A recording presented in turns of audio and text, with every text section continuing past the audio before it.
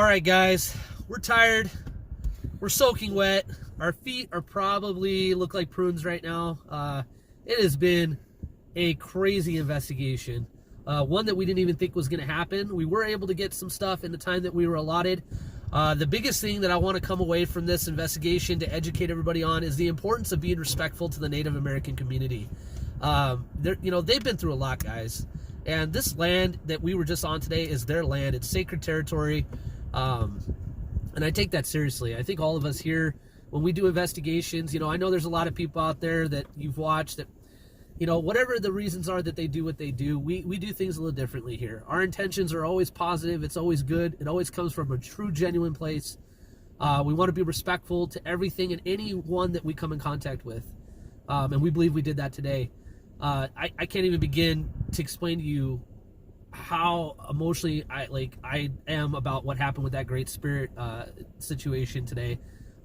Guys, I mean, literally, the skies cleared enough for us to be able to do what we did, and then the rain stopped, and when we got to the location, when we physically got to where we were trying to get to, everything stopped. The wind, the rain, it was quiet enough for us to do what we needed to do, and that's what we asked the Great Spirit that these Native Americans, praise to for guidance and respect to cross into their land.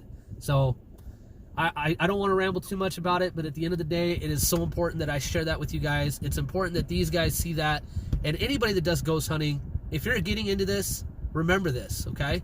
It's very important. Do your education, do your research, speak to the Native American people. They'll give you everything you need to know to be respectful to their land. Why wouldn't they?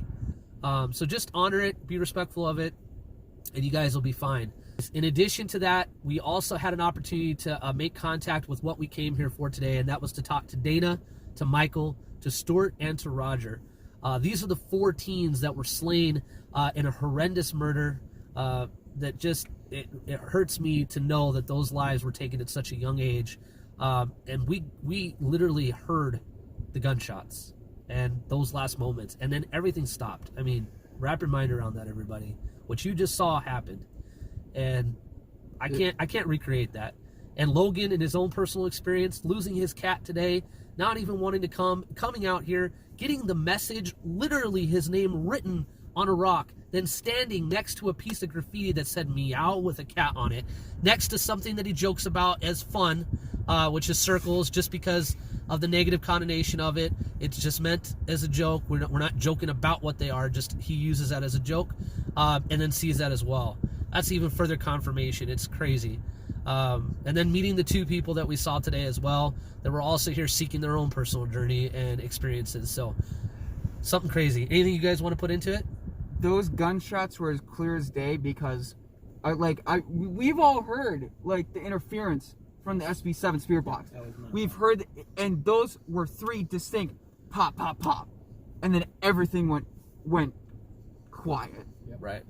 All the meters went quiet. There was no activity whatsoever. Everything just stopped. No, after that. It was crazy. Nothing was answering. We were asking questions, like, and nothing was coming through. And that's when we kind of just decided to turn everything off, and we were like, all right, let's just keep going. I took away the fact that how sacred these lands really are, and what they really, how powerful this land is, and it shows. It really does. Mm-hmm. Another thing as well, going into a place like this, you need to be respectful. Yes. No matter what the situation is, you need to be respectful. And in all investigations, to be honest.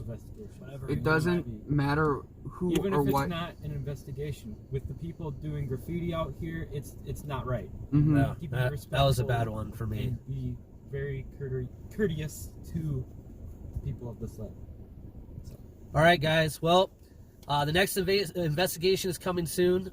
We might be headed to another spot. We're trying to knock all the outdoor investigations now while the weather's beautiful. And so get out there. We've been stuck in a house. We live in a cold area. We live in South Dakota.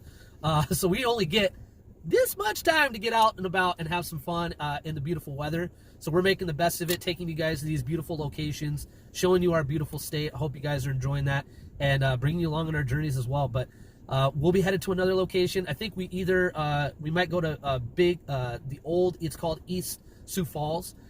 It's not that far from here, actually, and this is starting to get kind of weird because all of these locations we've just noticed are very close to each other. Not that far from here is Spook Road. I mean, literally like 5 minutes up the road is where Spook Road is, okay? And not that far from Spook Road is where the blast happened in 1936. I can't make this stuff up. This is all like literally on a ride. And the East Sioux Falls area is another location that's not that far from here. So I feel like this is a supernatural hotspot area, and we're going to try to document anything that we can. So you guys know the deal. Joshua, this is your one chance to get it right. You haven't got it right the whole episode. So with that being said, guys, until then, you idiot. Stay tuned. That is where we say stay tuned. Until then, no. Stay tuned. Stay tuned. We all three of us were in sync, and you were just like, stay tuned, guys. Stay tuned.